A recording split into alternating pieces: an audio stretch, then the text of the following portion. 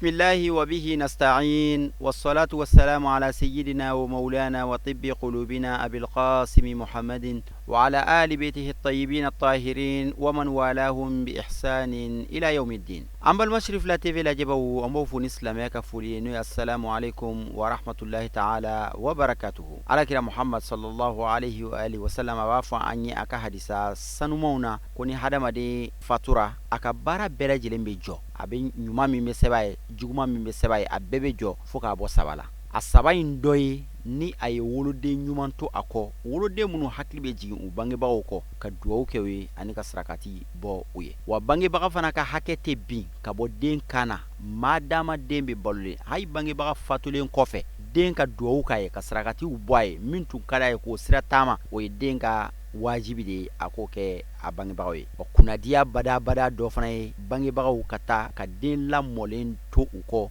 demi hakli be jigin ula ka duwo kuye ka nyumayo ke ka hadiya ci uma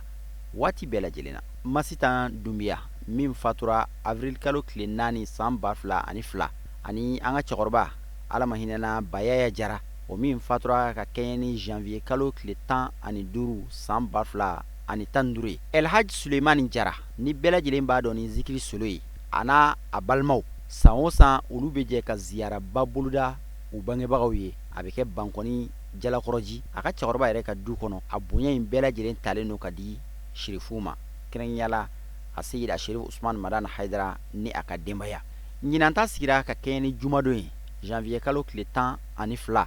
samba fla ani tan shegi maba caman tun be a kɛnɛ kan wa ma caman ye wele in jaabi karamɔgɔw la ani sigiɲɔgɔnw ni kanubaw la karamɔgɔw caman tun be kɛnɛ kan minnu fɔfɔra ɲɔgɔn kɔ ka maaw waju ka ala ta fɔ maaw ye an ye min sɔrɔ karamɔgɔw ka lasew la an ka jɛ an ka o lamɛn ɲɔgɔn fɛ. Sharifu Usman Madan Haidara nɔrɔ de ye nin kɛnɛ ye fitiriwale kafiri a fɔ a fima aha an karamɔgɔ an b'a fo ka wali ɲuman dɔ ka ɲini ala fɛ sijani kɛnɛya ala ta ye ala k'o nɔgɔya Sherif Usman Madan Haidara n'a ka denbaya ye a n'a kanubagaw ya rabbi an bɛ zikiri solo min ka kɛnɛ ka ala k'anu dɛmɛ Sherif Usman Madan Haidara ka laɲini ye min ye diinɛ in na ala k'a kɛ ten ya rabbi karamɔgɔ tɛ min fɛ ala kana sɔn Haidara ɲɛ ka da o kan ni karamɔgɔ bɛ min fɛ o ti dɔ wɛrɛ ye o jɔnw ka lafiya diɲɛ ka lafiya fandan ka to a danbe la faama ka to a danbe la setigi ka to a danbe la senta ka to a danbe la maa kana baga maa ma bɛɛ k'i ta kɛ n'an sera ala bara don min na a bɛ ɲɛnabɔ ma kana ma tonyo Sherif Usman Madan Haidara ka laɲini filɛ ala ka diinɛ ka kɛ i n'a fɔ ala mago b'a la cogo min na o la siga t'a la Sherif Usman Madan Haidara ka laɲini ye min ye n'o sabatila Mali bi ja n'o sabatila diɲɛ bi lafiya n'o sabatila diɲɛ bi ja o la an b'a ɲini ala fɛ ya rabbi ala ka sɔn ma sɔli ala rasul n'an bɔra yen an bɛ don sigi kun na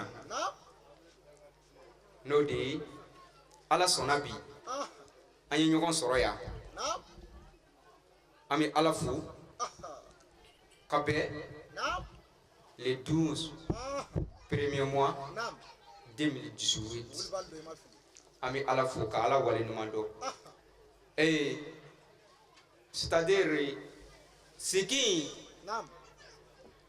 a kun o dɔlen do ka ban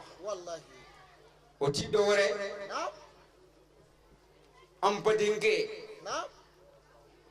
anan ɲɔgɔn kɛ anan kanuba wallahi n'o ye zikiri soli ye. Ala sɔnna ka ale masaw n'o de y'an masaw ye zikiri solo a ba ni a fa n'o de ye jaralakaw ba n'u fa n'o de ye an ba ni an fa ka d'a kan anw ni zikiri solo an bɛɛ ye joli kelen ye an bɛɛ ye kelen ye an bɛ ɲɔgɔn fɛ gindo la bange la ala y'o seere o la an ba n'an fa ka soma yɛlɛma ka taa se silamɛsu fɛn o fɛn y'an kɔn ala bara la an bɛ o ziyara kɛnɛ de kan bi n'i y'a sɔrɔ kuma in bɛ faamu alhamdulilayi zikiri solo n'an ko an bɛ kuma solo kan an bɛ dɔɔnin de fɔ tallahi solo ye dugawu di hali n'o ma fɔ e b'o dɔn sa e b'a dɔn dangaden ti kɛ tan wallahi e b'o dɔn hali n'o ma f'i ye solo ye dugawu di mɔgɔ min bɛ sɔn ka ni ŋaniya ɲuman ta ala ka ŋaniya ta ko ala i ye ne masaw minɛ na nka n ti ɲinɛ u kɔ san o san ala n na waati dɔ sigi ka silamɛ jama wele ka na dugawu sama n masaw ma ni dugawu denya tɛ e b'o ye min o la zikiri solo ne ko an bɛ kuma ka bi an bɛ dɔɔnin de fɔ an b'a ɲini ala fɛ an ba n'an fa n'o ye zikiri solo ka cɛkɔrɔba minnu soma yɛlɛmana yarabi ala ka hinɛw la ka taa ala kira muhamadu la ka na bila kira somɔgɔ bɛɛ lajɛlen na ka na bila serifu fɛn o fɛn bɛ ala ka dugumakolo ka bi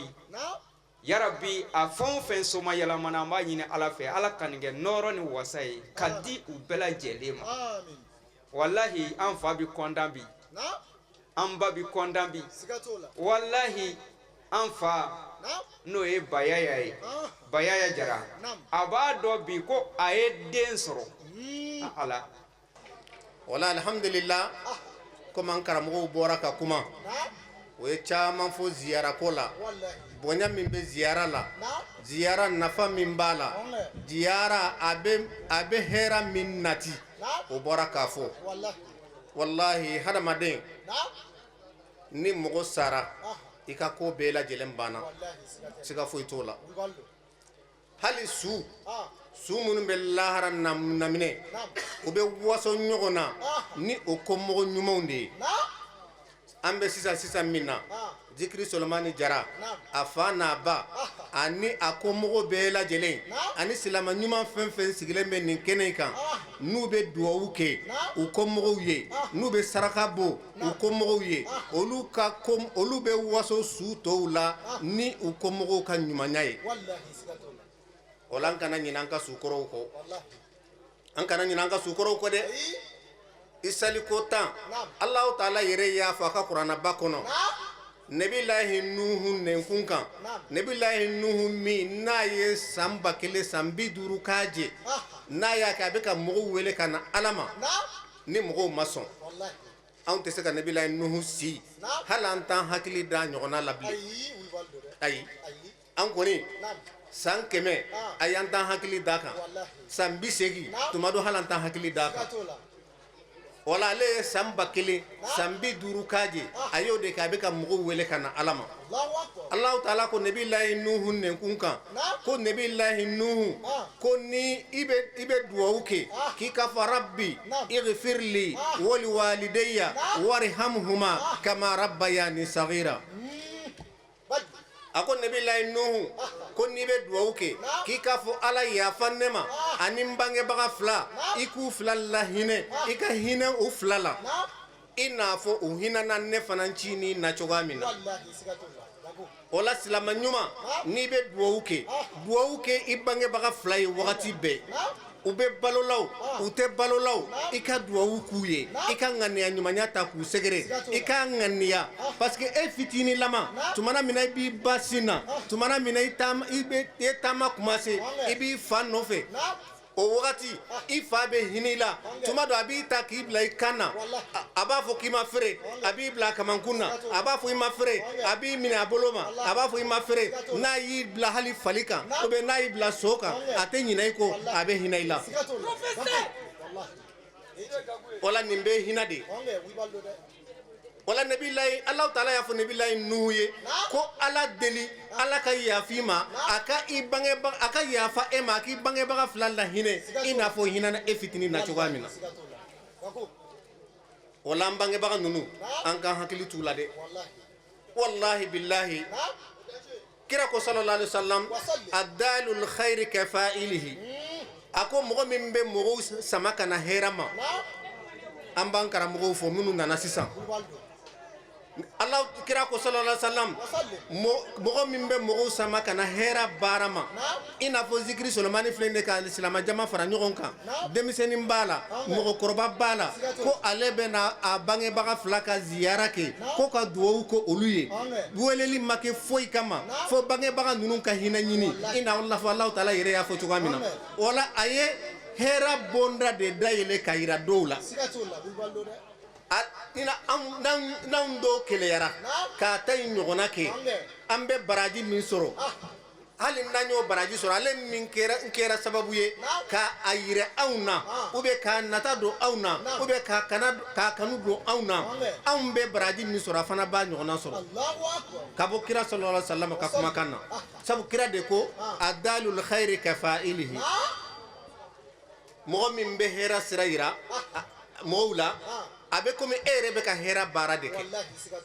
mais an bɛ duwawu kɛ bɛɛ lajɛlen ye an ka karamɔgɔba minnu bɛ yan an b'a bɛɛ lajɛlen fo alhamdulillah an bɛ ala tanu ala min ye an sigi nin kɛnɛ in kan nin kɛnɛba in kan ani nin kɛnɛ barikalen in kan n'o ye duwadenya kɛnɛ ye an bɛ ala tanu an bɛ bɛɛ lajɛlen fo an bɛ naba bɛɛ lajɛlen fo mɔgɔ mɔgɔ sen ye se kɛnɛ in kan an bɛ bɛɛ fo k'a ɲini ala fɛ an nana min na ya rabbi ala ko min na ala k'a ko yɛrɛ yɛrɛ ŋana ɲuman min ye an na ya o ŋana ɲuman ye ya rabbi ala k'a jinɛ sara ye bangebaa ninnu ya rabbi ala ka hinɛ la ala ka hinɛ la ala ka yafa n'u ma an bɛ karamɔgɔ minnu bɛ kɛnɛ kan an b'u fo foli la dan tɛ foli min na foli la dan tɛ foli min na an b'o bɛɛ lajɛlen fo kɛrɛnkɛrɛnnenya professeur yɛrɛ an b'a fo kani bila ayiwa professeur yɛrɛ an b'a fo foli la dan tɛ foli min na a fɔra ko ka cɛ tanu o t'i kɛ muso ye o a ye ne tanu mais a y'o min fɔ ne m'a kɛ ale kɔfɛ o an b'a ɲaga fɛ ala kanu ninnu jigi n'an bɔra yen an b'an kan sama an ka kayidu ruhu ma an b'an kan sama an ka sansu huda ma an b'an kan sama sansu sumusu ma ani badiri buduri sansu nahari n'o ye a sayyidi sarifu usman madani haidara an b'a fɔ k'a ɲini ala fɛ ya rabbi ala k'a mɛn an kɔrɔ sisan ne kɛnɛ bɛ ala bolo ala k'o d'a ma hali ala ka n'a tanga ala ka n'a kisi ala ka n'a tanga ala ka n'a kisi ala ka don ani juguw cɛ jugu dogolen n'a bangenen ala de b'o dɔn ya rabbi ala ka don an'u cɛ minnu bɛ kana ala k'olu kana minnu tɛ kana ala ka kungo da u kun min b'a to u bɛ ɲinɛ an kɔ n'an bɔra yen an bɛ sɔlɔ yɛrɛ fo an bɛ sɔlɔ fo an bɛ sɔlɔ fo dɛ nam gɛlɛya i cɛsiri a ko cogo di a ko ayyuhal akh la tansa ma ba'da al maut fannisyanuhu dalal mubin فاذكر اثنين وانسى اثنين ولا تنهر اثنين وحفظ اثنين ولا تأمن اثنين على اثنين. عبد الحميد كشكو مبلما سلامه چه ومسو اكو بي من گليما كاننينا سياكو saya ni mogo nyina na saya ko fili do min yoro ka jam na bangene wallahi tienti go de be ka nyon fe manil fard manil kahar ayela ale dela wole kama ankara mogo sedi shiro son madana idra ay Abdul Hamid Keshke aya kanu fada fata ha fa wulila katinya daka ka de togo da Keshkela o bane o soma yelemana aklala ka doere togo dala ala ka shijani kenya de anoma namgaleya o de kama ni an wami wajuli ke kuma wo kuma an se ka wajuli ke kanyina aidara na ka demaya ko parce que muna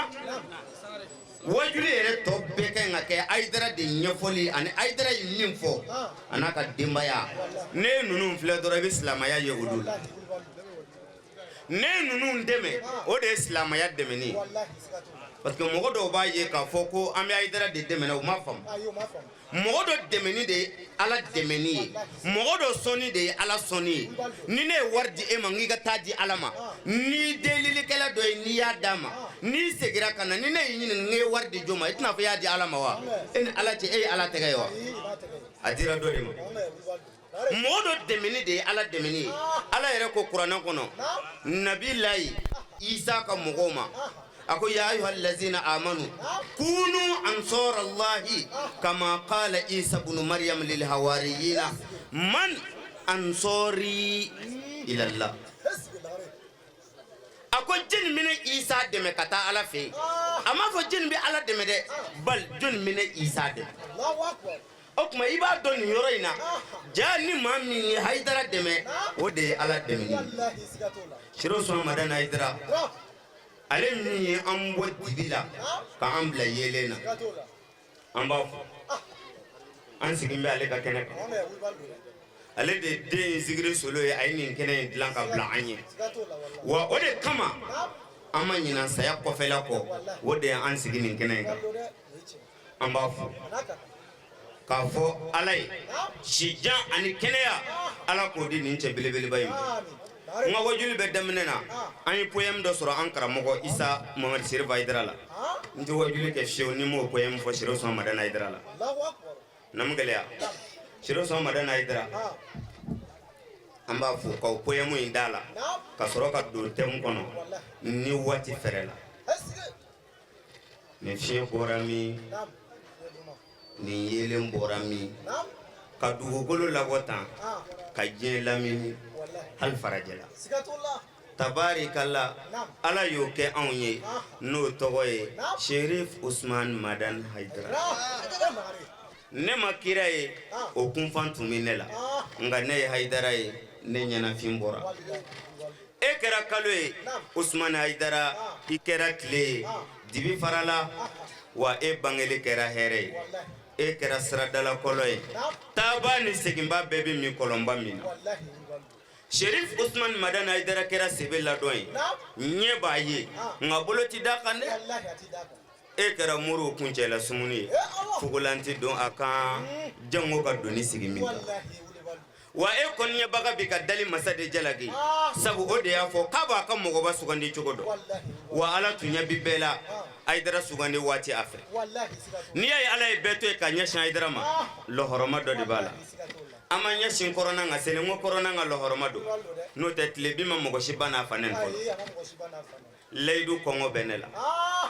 dame minogo benela yere don nyana fin bena dine kunfan bena asoro chogo hami benela ajigi ya fanate yere don ko bima ale blajena kabina fa adamatle fobi kale korola sa wale ni lafin bokaka sabu kale ko ganyo gonte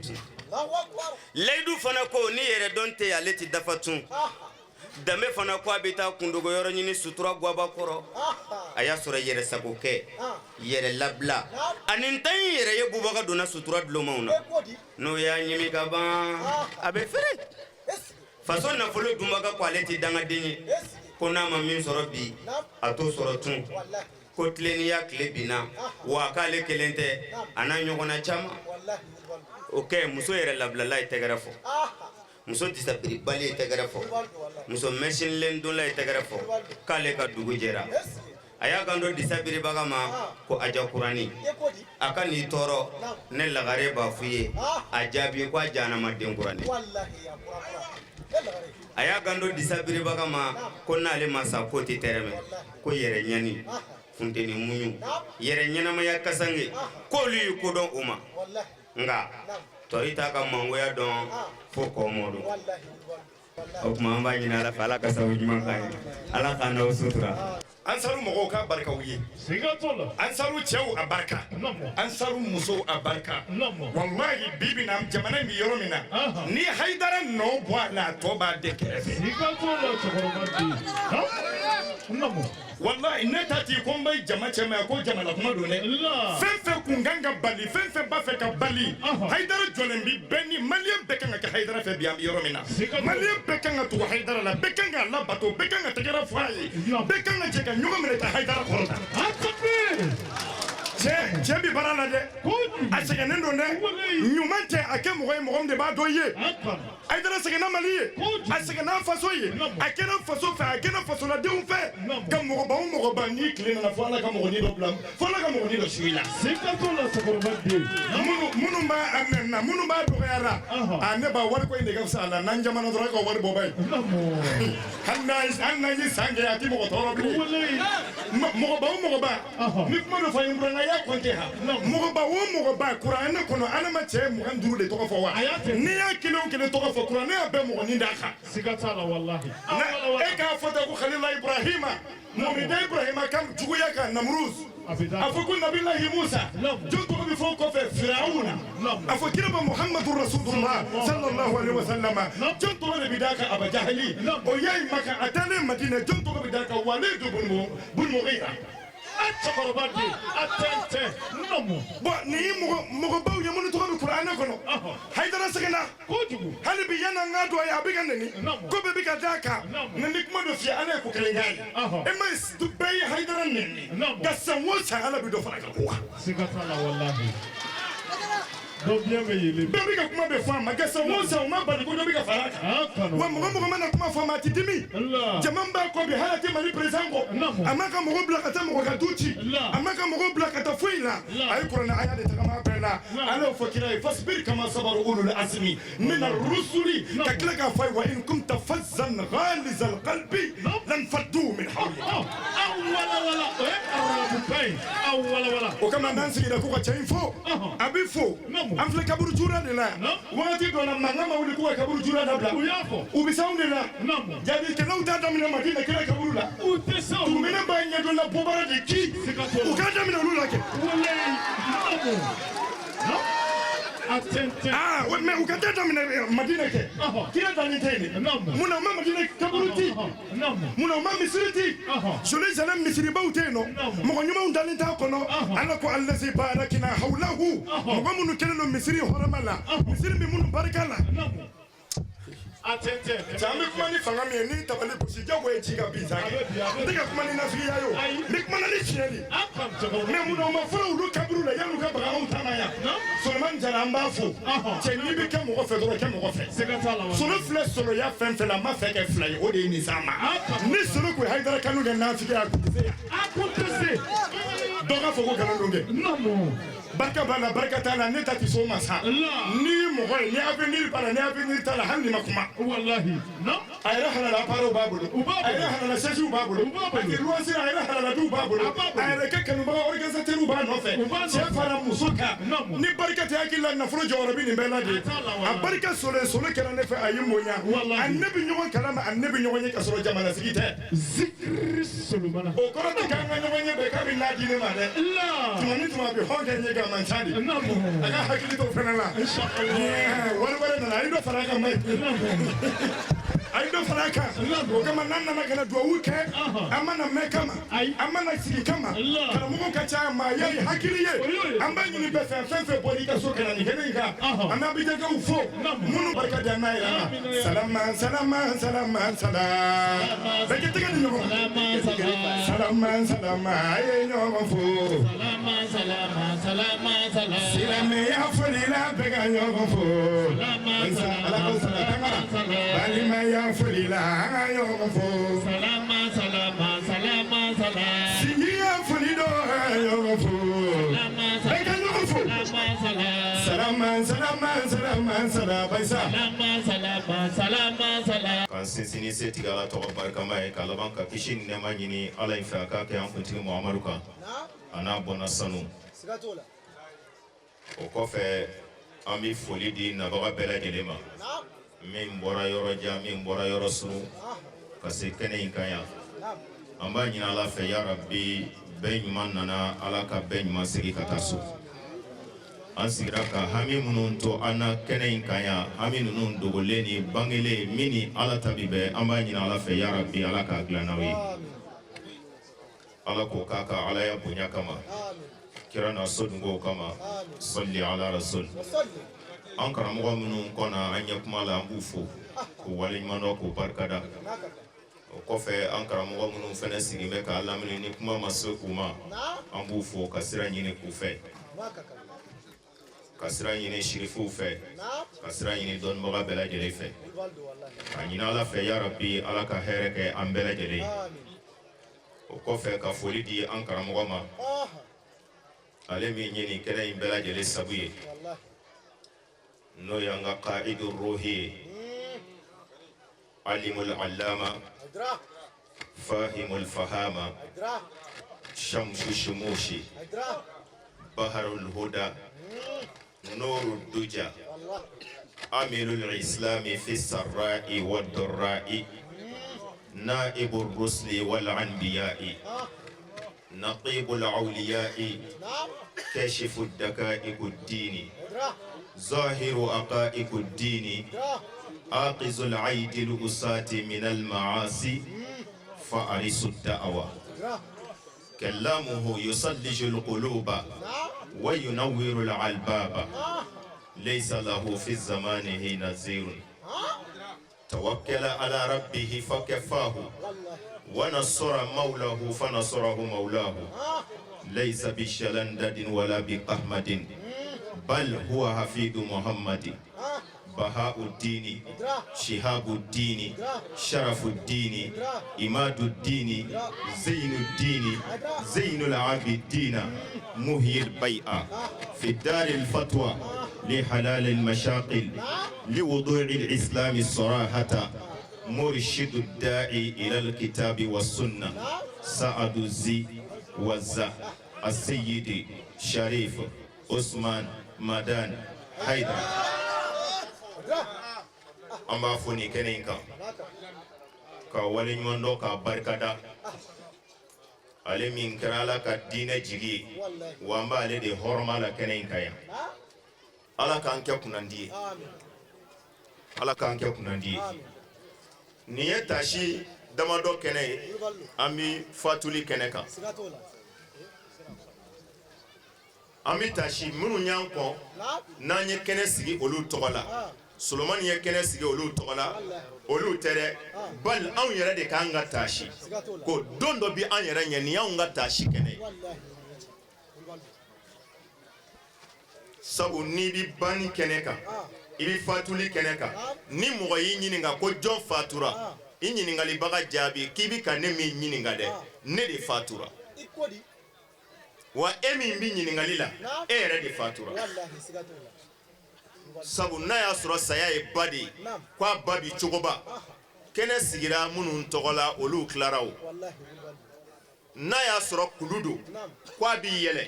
kɛnɛ sigira minnu tɔgɔ la olu tilara ni tasuma don k'a bi foroki kɛnɛ sigira minnu tɔgɔ la olu tilara nka juru bi jɔn na n balimamuso ye min tulo bɛ n na juru bi jɔn na n balimakɛ e min tulo bɛ n na juru bɛ e ni ne la jɔn ta bi kɛ bi jɔn ta bi bila sini na jɔn de bi sinikɛnɛ kɔnɔ ala dɔrɔn de b'a dɔn ala dɔrɔn de b'a dɔn wala nin ye taasi kɛnɛ ye miiri kɛnɛ don ka tila ka taasi di anw ma mara bi an minnu bolo ko an k'an denw lamɔ ni jogo ɲumanya ye sabu n'i y'a ye solo sera ka nin kɛnɛ in sigi wallahi bangebaa ɲuman dɔw de y'a lamɔ k'a bila ka se ka nin kɛnɛ in sigi nka n'i y'i den lamɔ ni balani dɔ ye i y'a lamɔ ni coupe dégalé dɔ ye ka a lamɔna ni gulɔmi ni dɔrɔku ta ye o ti nin kɛnɛ in sigi mansa si tɔgɔ la a t'a sigi dɛ caman bi fatu a jigi tigɛlen bi fatu ka fatu ka jigi t'i kɔ wallahi o mɔgɔ man ca o la nin ye kɛnɛba de ye an bi taa sini mun ye ka ɲini ala fɛ kɛnɛ sigira banbaatɔ minnu tɔgɔ la ala ka hinɛ u la ala ka yafa kɛ u ma ala k'u dayɔrɔ nɛɛma an minnu b'u kɔfɛ ala k'an bɛɛ ɲɛ yan'an ta don cɛ don dɔ la an bi taa kuranɛ y'o de fɔ ala ko ya ayyuhal lezina amanu ittaqullaha haqqa tuqatihi wala tamutunna illa wa antum muslimuna ala ko aw minnu ko aw dara ni ala la n'aw bi seli aw bi sun ala ko a ye siran ni ala ɲɛ ala an bi seli parce que an bi siri ɲɛ de o ala an bi seli an bi sun parce que an bi siri ɲɛ e dun ko an ka siran ɲɛ ala ko a ye siran ɲɛ ala ɲɛ siran ɲɛ yɛrɛ kɛ fɛn sen bɛɛ la ko wa n bɛ min fɔ aw ye aw kana sɔn ka sa fiyewu f'a k'a sɔrɔ aw ye silamɛ de ye n baden ni diɲɛ fɛn bɛɛ yiri bolo ni ala ma kɛ ɲɔgɔn bolo foyi t'i bolo nka ni diɲɛ fɛn bɛɛ jɛr'i fɛ ala sɔrɔl'i fɛ fɛn bɛɛ b'i bolo ala ko kana sɔn ka sa f'a k'a sɔrɔ i ni ala bi ɲɔgɔn fɛ sabu n'i fatura ala t'i ni ɲininka munna i ma wari mara ni fatura ala t'i ɲininka munna i ma villa jɔ munna i ma mobili san munna i ma kɛ dugutigi ye ala t'i ni ɲininka nin na nka ala b'i ɲininka i ye mun kɛ ne ala ye yanni i ka sa an kelen kelen bɛɛ k'an ka jaabi la bɛɛ ka bila an ye mun kɛ ala ye yanni an ka sa Seydina Ali b'a fɔ ten a ko diɲɛ ye baarakɛyɔrɔ ye ko nka sara tɛ ta diɲɛ na diɲɛ in ye baarakɛyɔrɔ de ye n badenw mais sara tɛ ta yan sara bɛ ta lahara de mais baara fana tɛ kɛ lahara ko kuma baara kɛ yɔrɔ la a ye ɲuman kɛ walasa sara ta yɔrɔ an na se ka sara ɲuman sɔrɔ. Assalamu alaikum wa rahmatullahi wa barakatuh. Wa alaikum salam wa rahmatullah. Sangare. Ambadi. Ni kene ka bi wula ina. Ambe ala fo. Wallahi. Ka ala wale ɲuman Sigatola. ala min sɔnna ka an sigi ni kɛnɛ ba in kan bi wula in na ka bɛn ni waati barikama ninnu ma. Sigatola. Ni jamakulu sanuma in cɛ la ni ala dɔnbaa ninnu cɛ la an y'a ɲini ala fɛ yarabi nin kɛnɛ in sigira ko min kama yarabi ala ka su bɔ o kalama an karamɔgɔw caman bi yan o la anw tɛ se ka kuma ta yɔrɔ jan an bɛ foli se an karamɔgɔw ma minnu bilala an ɲɛ ani minnu bɛna an kɔfɛ yarabi an y'a ɲini ala fɛ olu ni anw hali bi ala ka an nɛ sabati tiɲɛ ka ala ka diinɛ sira fɛ ka tila ka ɲini ala fɛ mɔgɔ o mɔgɔ se i yɛrɛ se yan i sera yan ka hami min to i la n'a ni ala ta bi bɛn yarabi ala k'a bɛɛ lajɛlen nɔgɔya dunan fɛn o fɛn nana ala ka segin n'a bɛɛ ɲuman ye ka s'i ka sigida la ala kɛra bonya kosɔn an karamɔgɔ hɔrɔma kosɔn sɔli ala rasulil karim o la kɛnɛ in sigira ko min kama o de ye hinɛ ɲini ye ala fɛ ka ɲɛsin an ka banbaatɔw ma o la ni mɔgɔ min fatulen tɛ i ka maa fatulen don o la ni kɛnɛ sigira siw kama o y'an bɛɛ de ka kɛnɛ ye o la an b'a ɲini ala fɛ ni kɛnɛ in sigili hakilila bɔra mɔgɔ o mɔgɔ la yarabi ala kana tigi si laban tiɲɛ bilen ka foli lase dangelenw ka dangelen ma n'o ye Seyid Sharif Usman Madan Haidara Shamsun Nahari Qatrul Layali Nurul Salam Fatihul Lisan أما فايدرا كقول دركه هو فوق المجد والله فايدرا بيتانو سانفه هنغ imana tanu chuko chuko ibina ye do defo ka bo chaman sigatola atoy iboto ala bolo wala karamo haidra ale kera anjigi jena sigatola ka ke anjigi lahara wallahi anyani na alafa naam asago minye tigi ale na ka ala de bo don ka teme bela jeleka wala anyani na alafa ala ka ke awere bunya kuso ala ko hamna ko bela jeleno amin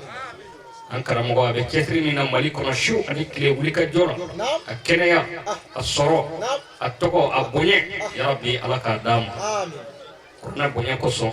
salli ala mustafa salli وكوفي كديجري سليمان الحاج سليمان أما فوني كنكا كأول مندو نكنا ينسجلي ألف كنت نانتك دبيني كونو فوكسي بيما ألف لا كordone دوني نكنا ينسجلي ولا سلو vraiment akangafu parce que akera misali nyumaye funage chamaye bi ekaseki yere chukuto togo min b'ale la bi bonya min b'a la bi sankɔrɔta min bɛ ala bi ni mɔgɔ dɔ don n'a ka d'a ye a bɛ nin kɛnɛ ninnu sigi yan mais alhamdulillah maa caman bɛ yen bi ala ye bonya min d'ale ma n'a kun y'a dɔn tigi ma hali o tɛ ala tɔgɔ fɔ nka solo n b'a fɔ haidara kanuna ani ce wallahi cɛ bɛ cɛ ɲɛ cɛ bɛ cɛ ɲɛ dɛ solo layigitigi don kantigi don an balimamuso tun bɛ kɛnɛ kan n'o ye Rogiyatu Jara ye ka bɔ Côte d'Ivoire n'o ye solo yɛrɛ ka marraine n'a dɛmɛbaga ye ale fana ye dakuruɲa 2 folikan lase Allahi ta'ala wa barakatuh alhamdulillahi rabbil alamin ami ala tanu ka ala barika da ni ka ala wali ɲuman dɔn ala min ye nin kɛnɛ in jira ne ni aw kɛnɛ ɲɛna an b'o ala fo dantɛ foli min na o kɔfɛ an b'an ka sababu ɲuman fo n'o ye Sherif Usman Madan Haidara ye ale min kɛra sababu ye ni ka an jɛra nin kɛnɛ in kan sabu ale ka kanu ni y'o bɔ nin kɛnɛ in na kɛnɛ in bi den a ka sababu ni y'o bɔ nin kɛnɛ in na kɛnɛ in bi dɔgɔya o kumana an bɛ karamɔgɔ fo dantɛ foli min na o kɔfɛ musow bɛɛ lajɛlen tɔgɔ la k'a ta Bamakɔ yan Mali kɔnɔ yan ka taa se Burkinabew bɛ nin kɛnɛ in kan yan nɔ Ivoiriyɛnw bɛ nin kɛnɛ kan o musow bɛɛ lajɛlen tɔgɔ la ka foli di an ka zikiridala ɲɛmaa ma n'o ye an karamɔgɔ kanubaga ye n'o ye an karamɔgɔ den ye cɛ min kɛra bamuru ye fɛnɛ ni ka karamɔgɔ juguw lakari ni aw nɛ ma se ka min fɔ cɛ min bɛ kan ka jadi kɛ fisabililayi sherifuw ye ni sherifuw kanu na an b'ale de ka kɛnɛ kan k'a fo k'a barikada a ka dugadenya na sabu ka da kan an bɛ dugadenya kɛnɛ de kan nin yɔrɔ in na yan o kumana an b'a ɲini ala fɛ an ka cɛkɔrɔba n'an ka musokɔrɔbaw ka taa an fa Adama na fo ka taa se an ka kira laban Muhamadu ma sallallahu alaihi wasallam a n'a somɔgɔw n'a so dungo bɛɛ lajɛlen mɔgɔ mɔgɔ n'o ye an kɔ dayɔrɔ ninnu na an b'a ɲini ala fɛ ala ka hinɛ a bɛɛ lajɛlen na ala ka yafa an n'u bɛɛ lajɛlen ma an ka sherifu a Seyid a Sherif Ahmad Tijani ni a balimaw ye kɛnɛ sɔrɔ kɛrɛnkɛrɛnyala Sherifu Burama ani u balimamusow caman ye kɛnɛ sɔrɔ u selen kɛnɛ in kɔnɔ u bisimilara zikiri solo ni a denw fɛ ala fo ka barikada ala min ka Sherifu ka barakade nabi ala fo ka koɲuman dɔn ala min ka Tijani ka barakade nabi ala fo ka barikada ala min ka Sherifu ka barakade baro bɛna kɛ cogoya sigiyɔrɔ bɛna kuma wa kɛnɛ bɛna kuma ne bɛ ala fo ka koɲuman dɔn ala min ka Tijani ka barakɛden ne bɛ ala fo ka barikada ala min ka Sherifu ka barakɛden ko Sherifu ye hɔrɔn ye Haidara ka Sherifu ye hɔrɔn ye wa Sherifu ye kandigi ye Wilibali ka Sherifu ye kandigi ye wa Sherifu ye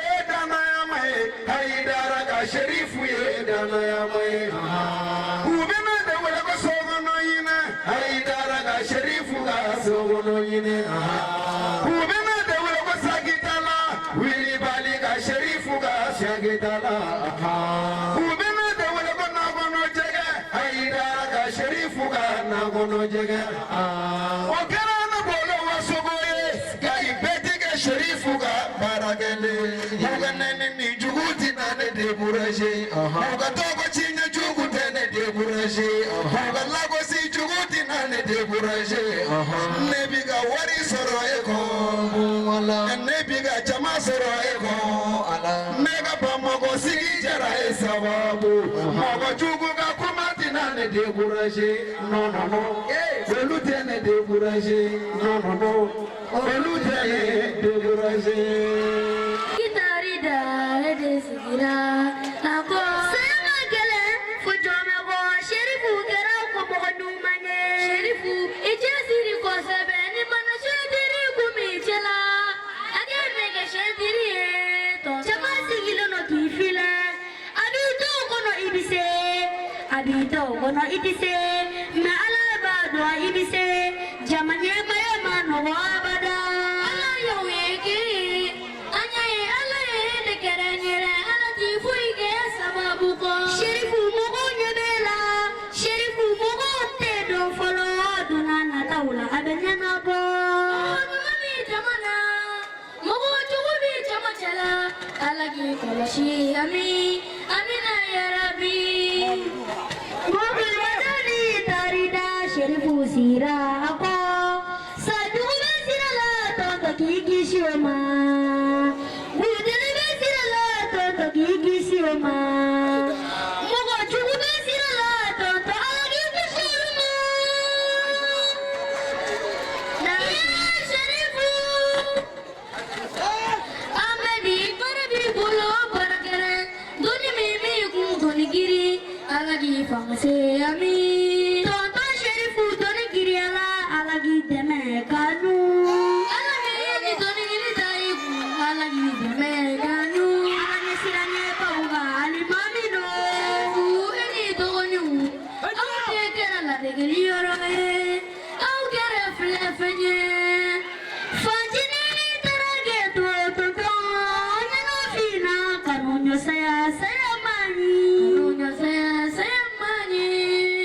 Mamadul Madani tarida sherifu sirako Mamadul Madani tarida sherifu sirako kuma sɔrɔla ka di sherifu ma sherifu burama ale ye dakuɲa fila folikan ni seereya lase solo kan solo yɛrɛ an b'a fɔ ka waleɲumandɔn ko in dabɔra min kama yarabi ala ka ko ye yarabi ala ka hinɛ se taabɔw ma komi su kola mɔgɔ sigi kuma mɛnna n'u bɛ segin an dɔ kɛ ma ala ka hinɛ tɛ taabɔw ma yarabi ala k'an sago d'a ma ala ka kɛba ɲuman d'an bɛɛ ma kira bonya kama sɔli ala ma baaraw kuncɛra ni ka kuma di an ka sherifukɛ ma n'o ye aseyid asherif ahmad tijani haidara ye ale fana ye min fɔ an ka jɛ an ka o lamɛn ɲɔgɔn fɛ an bɛ ala fo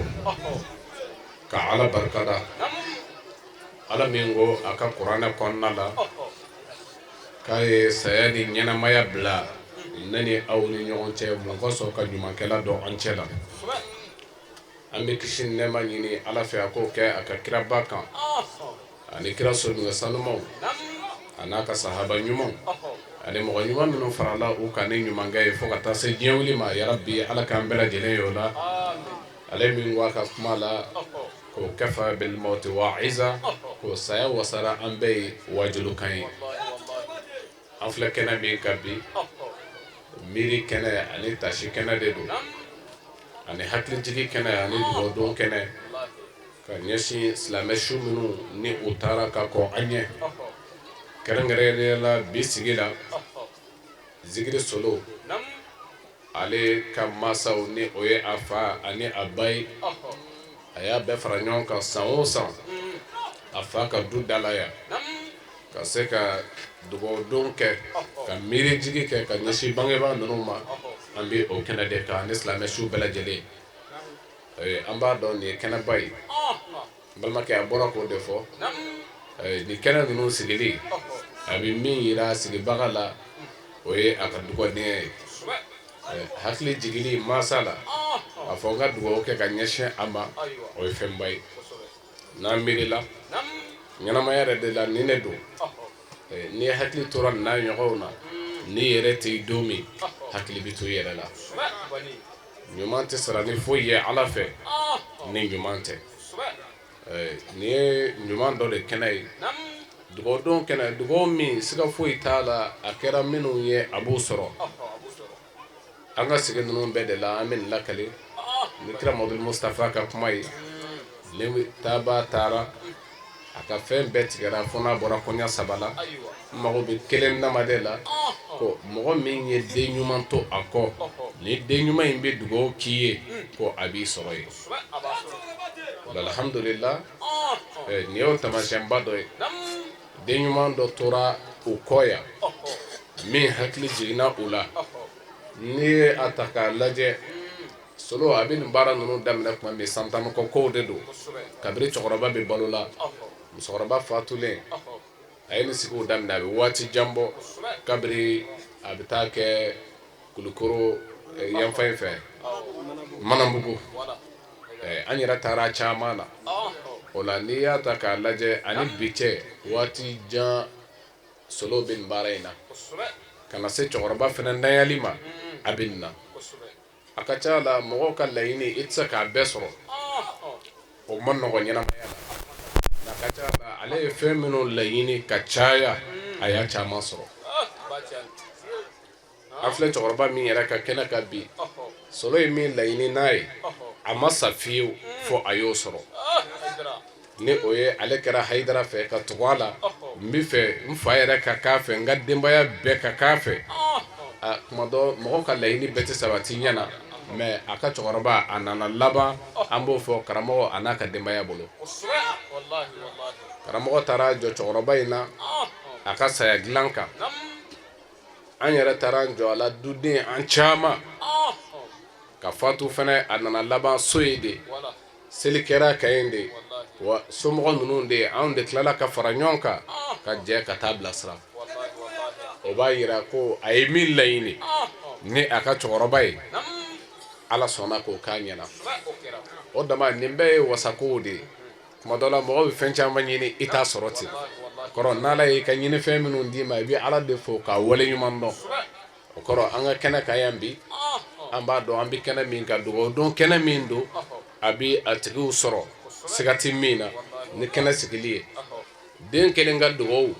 o bɛ se a seyɔrɔ la ne kɛra ka hadisa ye jan ko mɔgɔ joli joli farala ɲɔgɔn kan nin kɛnɛ ka bi nin kelen kelen k'a fɔ ala hinɛ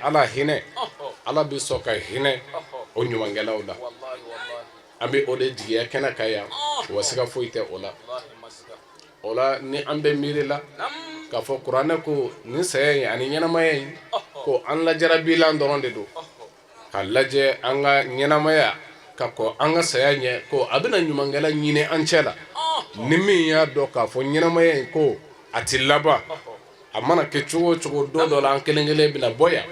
a ka ca la hakilima minnu b'a la olu bɛna kɛ ɲumankɛlaw ye bɛn minnu ka miiri tɛ janya ni u tɛ miiri k'a fɔ ko bibi yɛlɛma olu de bɛ se ka to sira kan sira min bɛ kɛ fili sira ye n'o tɛ kira Mamadu Mustafa n y'o de fɔ a ka hadisa ye kira ko saya wasara an bɛɛ ma wajibi ye an bɛ dɔw de ka kɛnɛ kan bi minnu tun ye ɲɛnama ye se tun b'u ye fanga tun b'u la mais bi u ko de bɛ fɔ mais u yɛrɛ ka jɔyɔrɔ foyi tɛ yen o kɔrɔ hakilima de kan ka miiri ko don dɔ la ne ni aw bɛɛ lajɛlen an bɛna bila nin bila yɔrɔ ninnu na o de la Seydina Ali ka kuma dɔ bɛ yen a ko inna dunya a ko an k'a dɔn diɲɛlatigɛ ko a bɛ yɛlɛma yɛlɛma diɲɛlatigɛ k'a bɛ yɛlɛma yɛlɛma i b'a dɔn tiɲɛ don a y'o de fɔ ko diɲɛlatigɛ nataw bɛ janya n'a ye tubaidul a'mala wa tubidu rijala wa tughayyiru al ahwala man sara'aha sara'atuhu wa man ghalabaha ghalabatuhu wa man asaha ata'atuhu wa man tarakaha attatuhu Seydina Ali ko diɲɛlatigɛ ka sifa la ko diɲɛlatigɛ a bɛ waatiw surunya waati mana janya cogo o cogo diɲɛlatigɛ de b'a surunya san joli dɔ i bɛna joli balo 100 dɔ wa a ka ca o ye wa ko a mɛn o mɛn k'a bɛ se ko nka ko ɲinantigɛ min kɔ ko diɲɛlatigɛ bɛ nata de janya hadamaden i b'a fɔ sini n bɛ nin kɛ sinikɛnɛ n bɛ nin kɛ san wɛrɛ n bɛ nin kɛ nka ka miiri k'a fɔ ko n bɛ bɔ yan don dɔ la ko diɲɛlatigɛ bɛ mɔgɔ ɲinɛ o kɔ mɛ ko n'an y'an miiri k'an b'a dɔn ko diɲɛlatigɛ k'a bɛ ka taa ni cɛw ye a bɛ ka taa ni musow ye ala ka hinɛ an ka cɛkɔrɔba ni an ka musokɔrɔba ninnu ala ka hinɛ u la ani silamɛsiw bɛɛ lajɛlen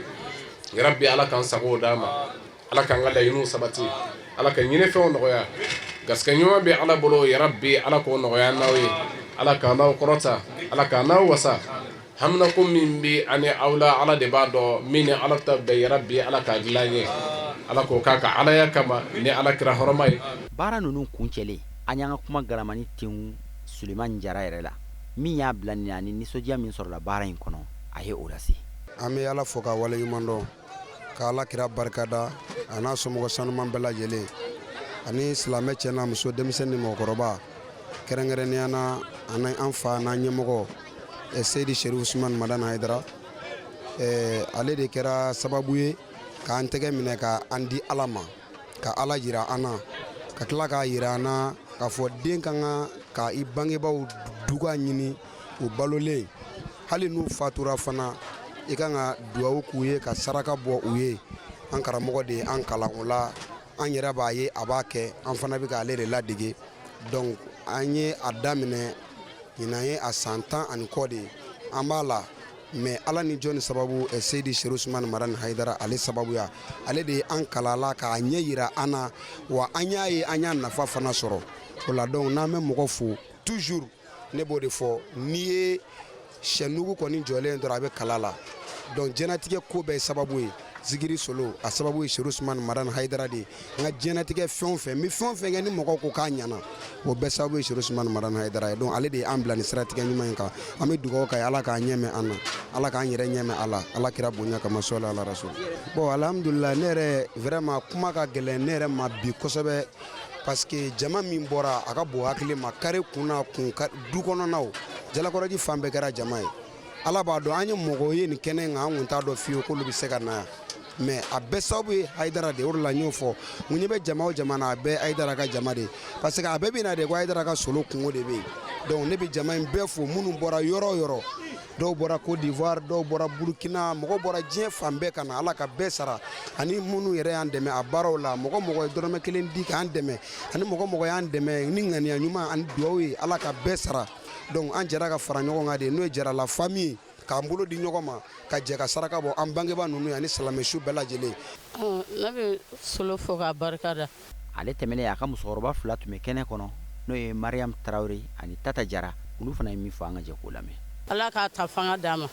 ala ka musaka nɔgɔya ye ala ka hinɛ tabaw la ala ka yafa ma ala ka mɛlɛkɛ ɲuman sigi o kɔnɔ ani silamɛsiw bɛɛ lajɛlen rahmatulahi taala wa barakatuhu foli min bɛ ne bolo k'a lase Suleman Jara a y'an ta ala b'a dɔn a y'an ta kira b'a dɔn a y'an ta Haidara kanu an ma nimisa a la Sirifi kanu walahi an ma nimisa a la bɛɛ ko zikiri solo diɲɛ bɛɛ y'anw dɔn bi mun y'a kɛ ala ni den ɲuman sɔrɔ a y'an to an danbe la kabini ka dɔgɔ n'i y'a kɔrɔfɔ a t'a f'i ma a ma kɛ ten a bɛ se k'i ni ala to n'i y'a da la tile kelen solo ma masaw da la minɛ a ma deli ka kɛ ko n bɛ kɛnɛ de kan ko n bɛ ka nkalon da la bilahi ala nkalon tɛ a y'an bonya a y'an jigi fa ala ka fɛn bɔ a la min ka fisa n'a yɛrɛ si ja ni kɛnɛya ni labanko ɲuman ala ni kira k'a nɔgɔya ye a y'an ta ala ka tabaga d'a ma an bɛ Alahu Taala deli duwawu min kelen filɛ nin sarakati bɔ minnu kelen filɛ ziyara min kelen filɛ an bangebaga ninnu ye an bɛ Alahu Taala deli ala ka a hinɛ se an bangebaga ninnu ma an jigi b'a kan k'a fɔ k'u bɛ yɔrɔ ɲuman na an jigi ka bon o la kosɛbɛ ka d'a kan kuma dɔnnaw b'a fɔ ko den ye a bangebaga gundo de ni maa min tɛ bangebaga dɔn i bɛ den lajɛ n'i ye den lajɛ dɔn i bɛ bangebaga dɔn maa maa ye solo dɔn solo dɔnna jamana in kɔnɔ ni Sirifu kanu de solo dɔnna jamana in kɔnɔ ni dɔnnikɛlaw bonya de a n'a ka yɛrɛmajigin kɛrɛnkɛrɛnyala a Seydi Sherif Usman Madani Haidara n'a ka denbaya a y'u kanu an m'u ni foyi suma ɲɔgɔn fɛ an b'a ɲini Alahu Taala fɛ solo ka Sirifu kanu bonya kama ala k'o kɛ nɛɛma ye ka taga an bangebaga ninnu ma ani silamɛsiw bɛɛ lajɛlen an bɛ Alahu Taala deli ala ka an mɛn nin baara in na ni anw yɛrɛ tɛ yan don min na ala ka fɛn di an ma min bɛ nin kɛnɛ ɲɔgɔn sigi an ye ala k'an bɛn sigida wɛrɛ ma wassalamu alaikum wa rahmatullahi ta'ala wa barakatuhu.